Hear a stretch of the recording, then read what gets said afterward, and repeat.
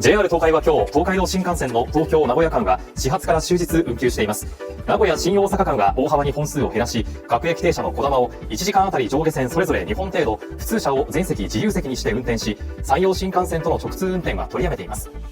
JR 東日本でも東北、上越、山形新幹線の合わせて20本が運休となります。一方、在来線では湘南新宿ラインが午前11時頃から全線で運転を見合わせているほか、千葉方面では総武本線、成田線、内房線、外房線などで運転を見合わせています。京葉線では午後5時頃から全区間で本数を減らし、通常の6割程度で運行するということです。